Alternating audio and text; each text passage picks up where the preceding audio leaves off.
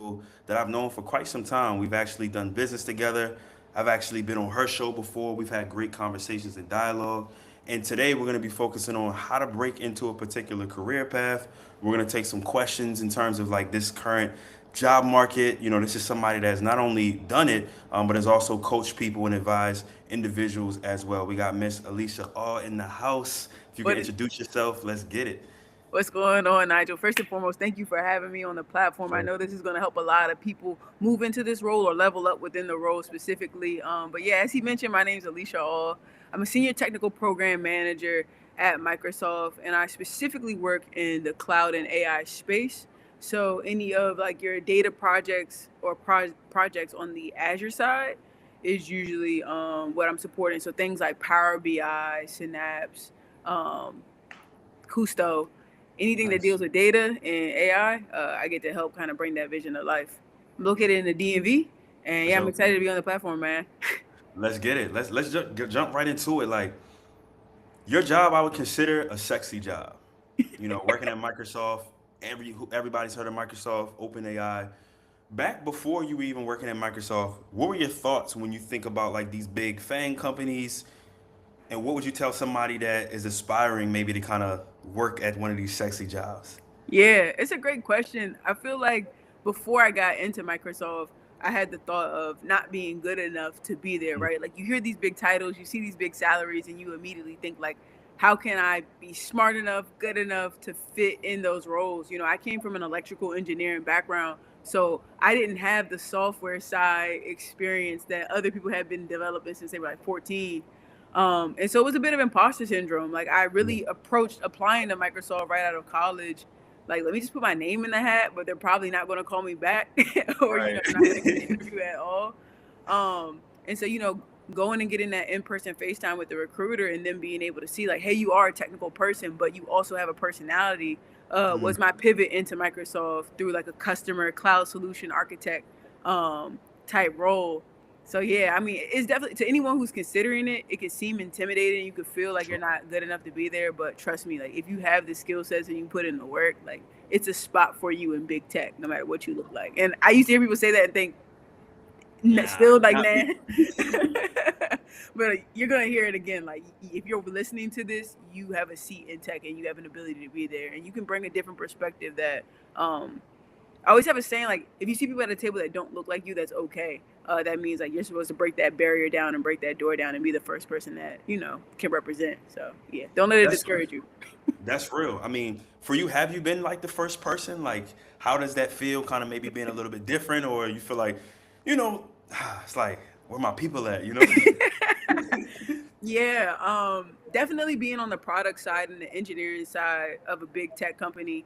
There's not a lot of African Americans, and especially not African American women. So it's almost like double minority, if Yeah. you will.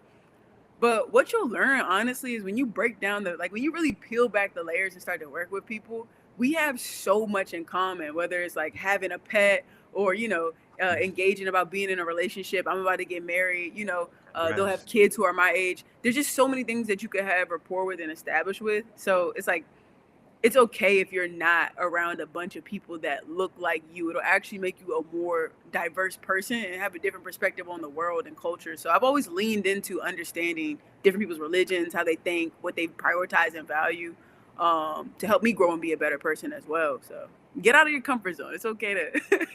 Take the step. Take the step. Let's talk about AI and cloud. I know for me, I've worked in cloud and AI currently now and previously before. I Yeah. remember a time I never, if you'd asked me about cloud, iCloud, that's probably as far as I could go. What were your thoughts back then? Did you know about this stuff maybe in school or even post college? And how far have you grown in terms of your knowledge, like being on the other side at Microsoft? Yeah, I've grown like leaps and bounds. So in college, I was at a very basic understanding of what the cloud was. Like I said, I was on the electrical side, so I was more like hardware and dealing with circuits and things like that. And so now when you move into a space where I understand what the iCloud is, right? I can take a picture and it uploads. But Right. how do businesses leverage the cloud to, store things and operate was a whole different ball game for me. And so one of the beautiful things I love about Microsoft is their culture is centered around having a growth mindset or a learn it all mentality. And so Mm, when you're in spaces like that, what's advantageous about it is people don't care if you're the smartest person in the room. What they care about is like, what is your ability to learn and how hungry are you and how well do you want it? Obviously, you have to come with some base level skill sets, right? So go out for and sure. get certifications and get educated. You have to have, a foundational knowledge, but if you have that hunger and you can show them through projects that you're willing to learn, they'll bring you on board. So what I did was my senior year of college, I decided I don't really want to go down this electrical path. I want to go into the cloud and AI space. So Nice. I did a project where I built a facial recognition drone that could use AI to like track people. And this is like before AI is even a thing, right? Like Right. this is like back in 2018. Um, and me doing a project that I was passionate about and that I could speak to, because during this time, there were like riots going on in Baltimore, Yeah. and just a lot of civil unrest. And so I thought like it would be cool to have a drone where you could upload maybe people you are trying to find in a crowd and help prevent things like the Boston Marathon and some of these other tragedies. And so being able to talk to something that it doesn't matter what it is, you could be into baking and you could build, an AI app that gives you the best ingredients. I don't cook at all, so I'm not going to give you a good solution for that. But, it doesn't have to be something so glamorous and attractive. Yeah. It could just be you solving a pain point. You being able to talk to that with hiring managers and recruiters will help you stand out in the process. So fast forward to where I am now, right? Starting off as somebody who probably could only spell cloud and upload photos Right. to someone who's in it. I understand how drastically different it looks, Yeah. but what I will say is like it's definitely different working on it from an outside perspective, like understanding how all these different cloud applications tie together to do something versus being underneath of the hood and being the person supporting it and keeping it in a stable manner. So we can kind of talk about that a little bit later, but Yeah. yeah, It- man. Um, huh. Let the growth compound, I will say. Like it takes time to get to the point where you really feel comfortable, and things change so much that by the Right. time you learn it, it's a new technology coming out there. So It's crazy. I mean, you mentioned, I feel like you've done both, right? The mhm. hot question is, man, if I got 3 months and I need to get a job, should I go into certifications and then, hey, here's my cert? Mhm. Or should I maybe like volunteer, do a side project, go build some shit and go present it to the job market and use that for experience? What's your take on how somebody should navigate that? Yeah, I think you have to know yourself and what works well for you, right? Like I'll play devil's advocate to both. Me personally, I don't learn well from reading information and just regurgitating it.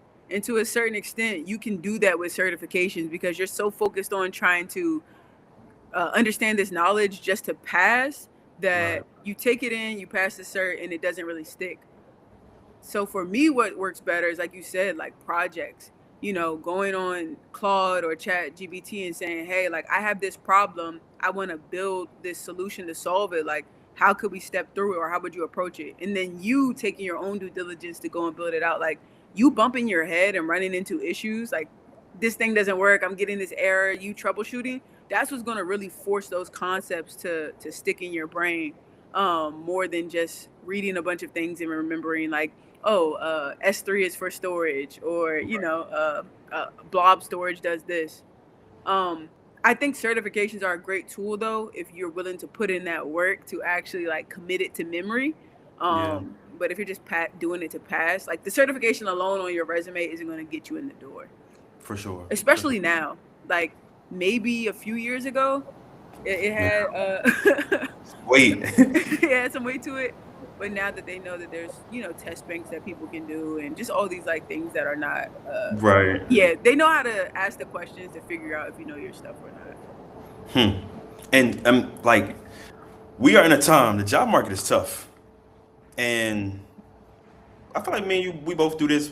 We're not part of the problem. I hope not. But there's a lot of advertising around like breaking into tech, and it's so glamorous. And it's a sexy job. So we originally talked about. When it comes to program management, what do you feel like a lot of these, whether it's influencers, people online, like what's the disconnect from like what people portray versus like the average everyday person, and why they're not getting those interviews, opportunities, and why it seems easy, but it's really not? Yeah, I mean the job market is extremely competitive right now, For sure. right? But the one thing that I feel like a lot of people might not be speaking on as much is you using your previous experiences to make you a better PM. Like when you're Mm, building as a PM, right? Your responsibility is to really bridge the gap between like what customers, what end users want, and translating that into like features that engineers can build that are profitable, right? So you're kind of sitting at this intersection between customers, marketing, engineering, sales. You're the glue to everything. And so, with that being said, you might be someone right now who's trying to pivot into tech from like a trucking background, right? right. There's trucking companies who have load boards, who have PMs Mm, on the back end who are like building out those things. And so I would say if you're trying to break in, the one thing that will set you apart is your unique experience. There aren't people who have lived the things you've done and done the things that you've done. So think about what industries does that tie to, whether it's like healthcare, right? Maybe you're a nurse trying to break into tech. And so you start to look at healthcare companies. Sometimes you getting to where you want to go isn't like a one-step process. You may have to break in one way and then pivot into another career that's your actual like ultimate dream job. Um, so I would think one, people using their personality experience is one thing that we're missing out on. And then nice. two, I think over glamorizing the role as well too. It's a great role and I love what I do, don't get me wrong. But like with anything, right? You want to know the negatives about it, right? um, if you're somebody who doesn't enjoy being on a lot of meetings, building relationships with a lot of people, and being underneath of a ton of pressure and constantly context switching, it might not be the role for you.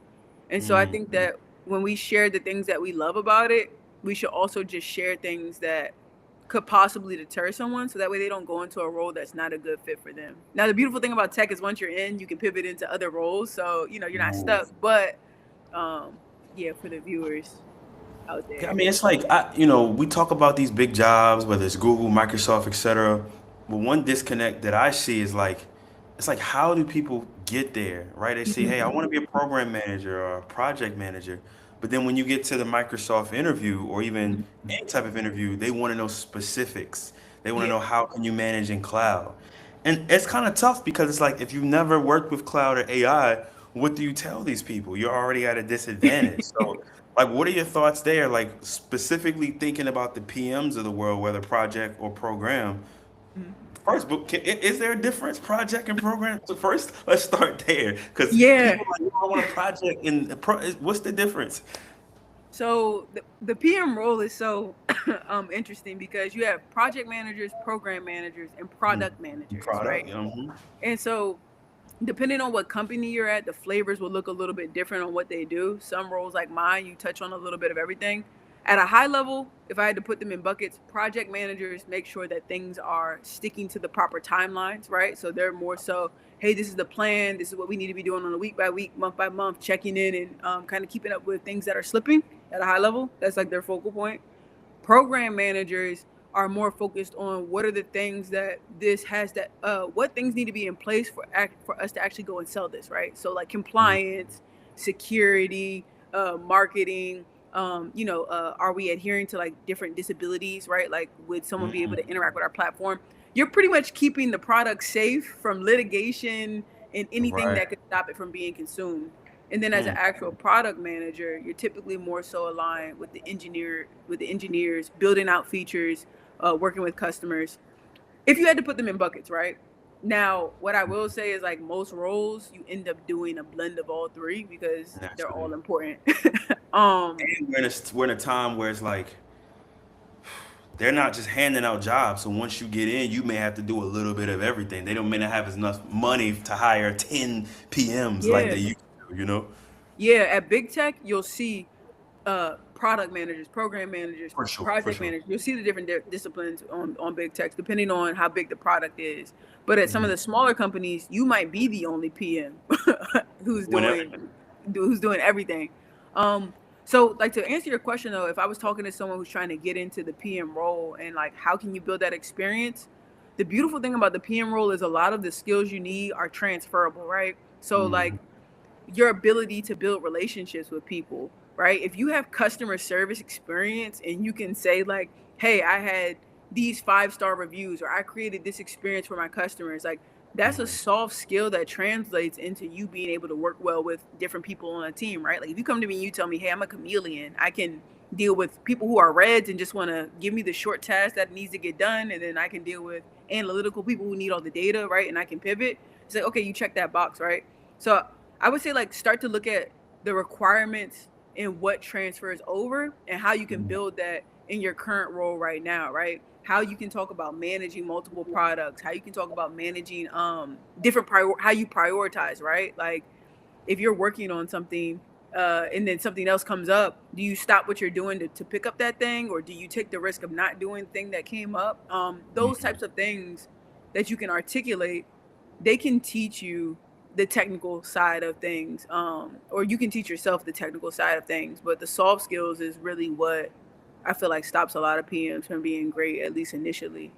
And look at roles that segue into it as well, right? Like there's business Mhm. analysts as well. Like Being that. a business analyst is kind of like a step into sometimes the PM role.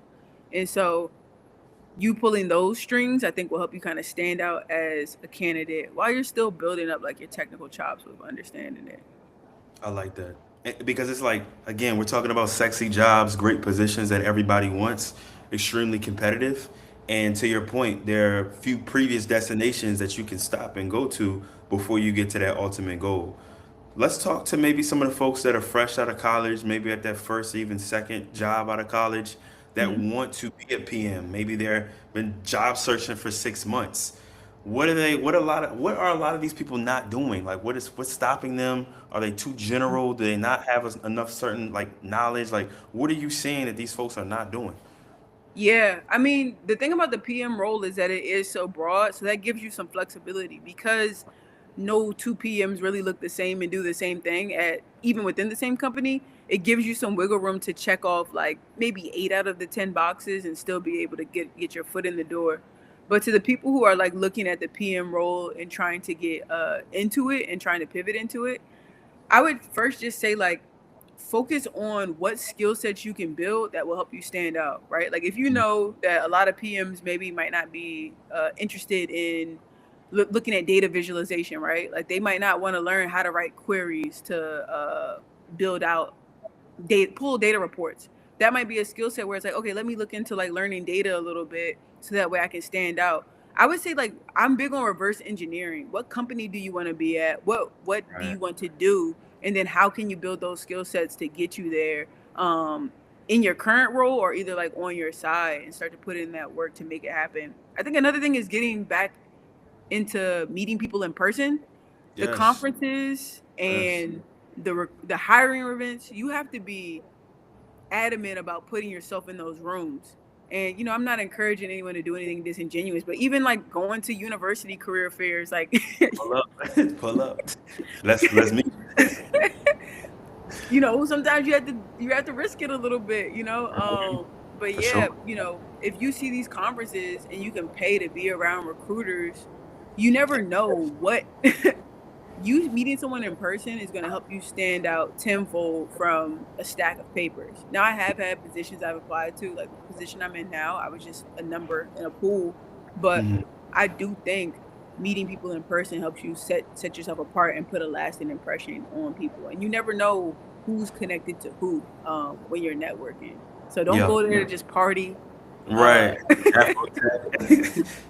and have fun. Intentionally figure out like do research on a company, figure out why you even want to work there, right? Like a lot of people say they want jobs at different big tech companies, but it's like, do you know what it's like to work at a Google versus at Microsoft versus at Amazon? We all have drastically different cultures for different people. Um, and so kind of doing that homework proactively will help you find a career that actually aligns with like how you like to work and what type of work you want to be doing that's fulfilling to you. Now let me ask this, based on that, we talked about this before. This is my hot take. I Mhm. think in today's job market, the generalist does not go too far. And what I mean by that is I see, this is my hot take. Could be Mhm. wrong. I see on LinkedIn, when someone gets laid off or they're going on month 6 or whatever the situation is, they'll say, "Hey, look, I'm based in Dallas, I'm based in DC. I can be a program manager, I can do data analyst, I can do business insights, I could do archery, I could do shore work." I'm making a joke here, but in my opinion, that just doesn't pan out too well. For you, Mhm. somebody that's on the other side, do you recommend the generalists where like, hey, they could go into a lot of different fields, and we know you could, or is it better to say, hey, I want to be a PM. These are my strengths. These are the types of companies I'm looking for. Let's go. Like, what's your Yeah. thoughts there? I think you're right. Having a narrow search on exactly what you want, I think allows you to stop. It allows you to focus and just double down on this is what I need to do to get to this point, right? Like if you know this is the industry you want to be in, this is the type of work you want to do within the PM space, you can focus on that.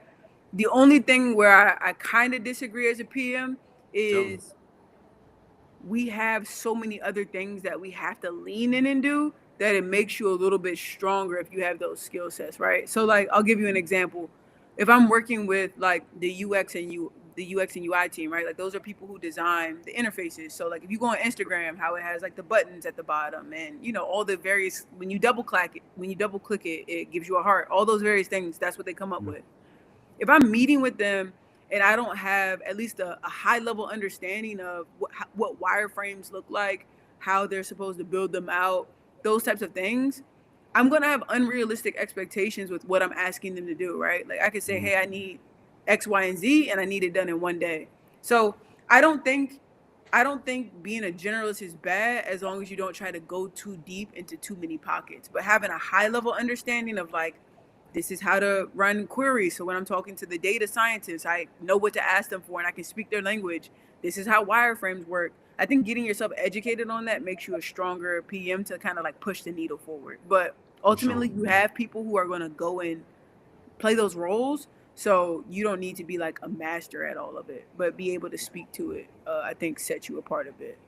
And when I was saying generalist, I'm more talking about the actual job application Okay. standpoint, not skills. Like, hey, Yeah. I could go work full-time UX right now, or I could be a program manager, or I could be a software engineer, or and I see a lot of people, they if you go look on LinkedIn, you'll see that.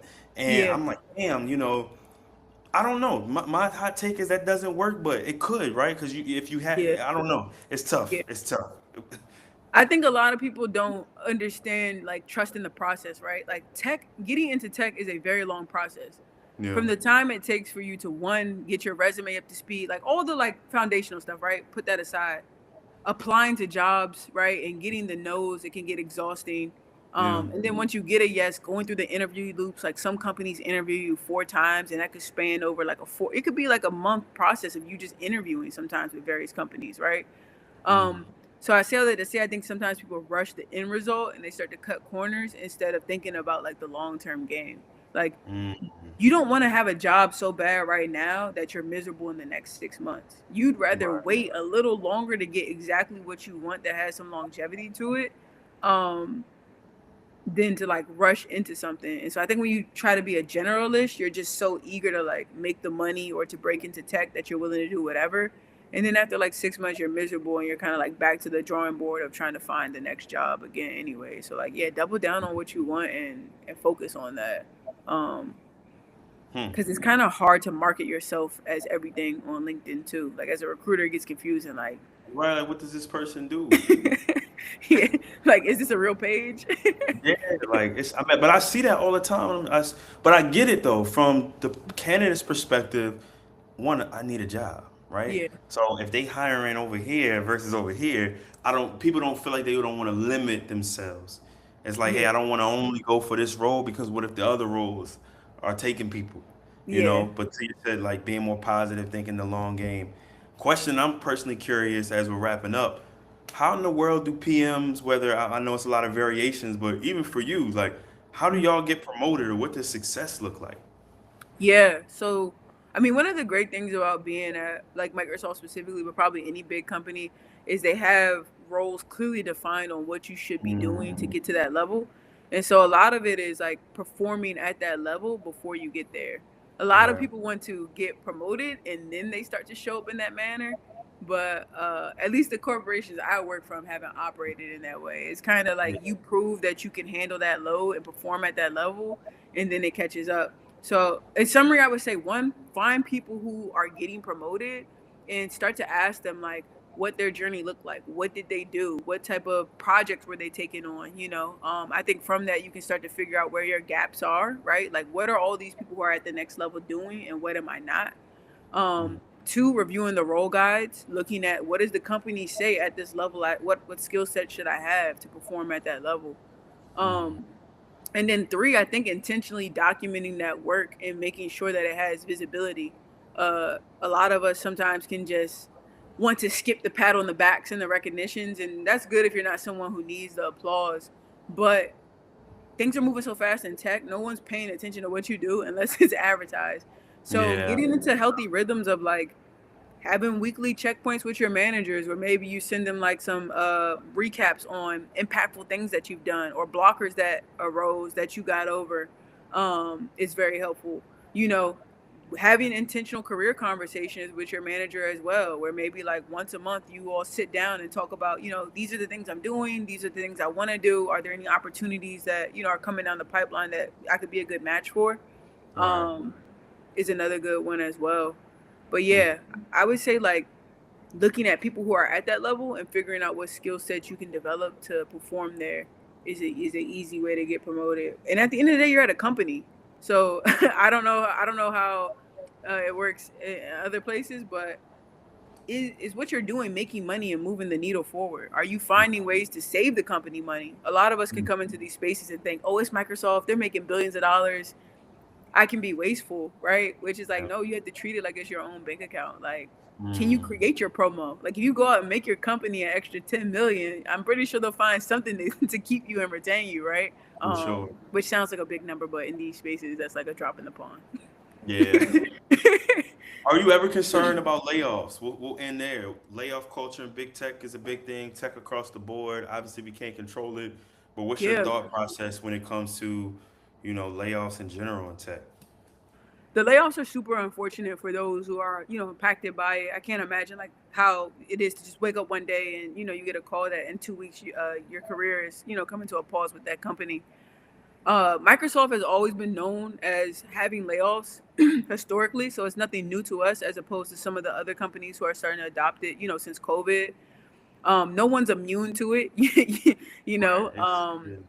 The one advice I will give people though, because I don't want it to deter people, like I don't want to get into this role and get laid off. For You sure. are compensated. You are compensated so well when you get into these roles that if you're making smart financial decisions and setting aside your sign-on bonus when you get it, paying yourself the first hour that you work, taking advantage of the 401k with your company matching. Like Microsoft matches 50% of your 401k, so you can literally get a 50% return on your investment by just putting that away for like the next x amount of years. Which that won't help you in a layoff because you'll get taxed if you try to touch that money, but Long um term. Yeah, long term. needless to say, if you are doing what you need to do with your acorns and living below your means when you break into tech, like that would be the best advice. If you are making like 70K right now, and let's say you break into tech making 120K, do not go rush out to buy a new home and buy a new car and upgrade your lifestyle. Like, you want to be comfortable and you want to enjoy your money, but set it aside so that way if you are laid off, God forbid, you have a 6-month runway to find your next role. And they give good severance packages as well, For like sure. 2 months of pay. So I think that's why it's intentional to build your network even while you're in tech and while you are happy, because Mm. if you are laid off, hopefully you'll have good rapport with people where you can find your next role relatively quickly. But it happens. Yeah. It's You just got to life. make sure you have your ducks in a row. I like that. And I appreciate all the insight that you gave, even that last response, just talking about financial good decisions. I've definitely made my fair share of bad ones, just like anybody. But then you learn, you like, wow, like, okay. And now we have these conversations where somebody's hearing it, being able to take that, especially in today's economy, where it's just like you seeing people when, not gonna say when, yeah, when something happens, and something could happen. A Yeah. lot of people, it's hard to recover, especially at that same salary rate. That's the real shift that I see. Yo, I was Yeah. making 140 here. Now I'm Hmm. back in the job market and they only trying to offer me 80 or 90. That's the scary part, Exactly. Yeah.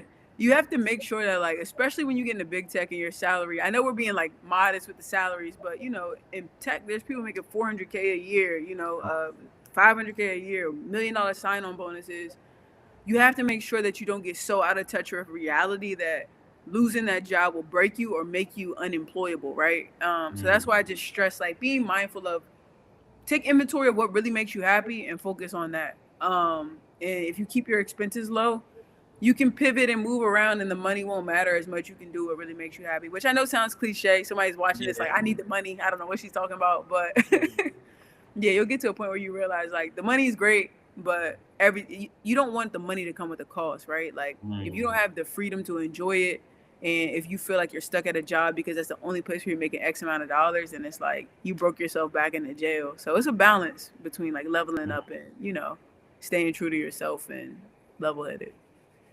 Appreciate that. And then anything like last words you want to leave with the audience, any things that you're personally working towards, or just any last message? Yeah, I would say like to you right now, if you are watching this, like stop doubting yourself. Matter of fact, Mm, after you like this and subscribe, go pull out your game plan on how in the next 30, 60, 90 days, you're going to go land the role that you want, right? Whether it's going, we have AI now, so it's even easier. but like, you can go ask chat, these are the roles I'm interested in. These are the skill sets that I have. Could you give me an assessment on what I need to build to land these roles? You got the resume plug right here. Nigel could do your resume and help you land roles. You know, don't be scared to spend that money to get into tech. I know like a lot of people are like, man, I don't want to spend my last on this course, this boot camp, this resume. You'd rather pay for knowledge and they shortcut your journey, right? Like I'd rather pay Nigel to do my resume. And I know as soon as I start applying for jobs, I'm going to start to get more yeses, right? I'm going to go from getting, instead of putting out 100 applications to get one yes, I'm going to put out 50 applications to get one yes. Like, yeah, I'm going to pay Nigel for that, right? You rather Yes. pay to reduce the toil than try to do it all on your own. But yes, like take Mhm. action now. You are qualified. We need more people who look like you in this space.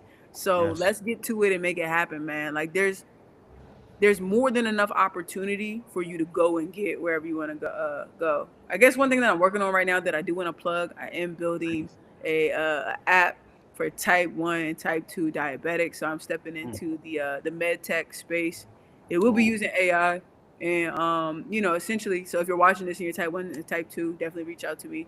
But it's basically an app that will make it easier to track, some of the things that can impact their blood sugars and help keep them in range and help them extend their quality of life. It's been a space that's been overlooked. Most Yeah. people, when they hear diabetes, they think about their, a grandparent who might have it. It has like an older stigma, but there's a lot of younger people who are experiencing it as well. So, yeah, anyone in the med tech, reach out to me and would love to collab on building that out and yeah, improving the quality of life. That's facts, and everything goes hand in hand. Financial decisions, stress, eating right, sugar levels, diabetes, especially in our community. Thank you so much for not only joining the show but just giving so much game. I'm excited to have another conversation.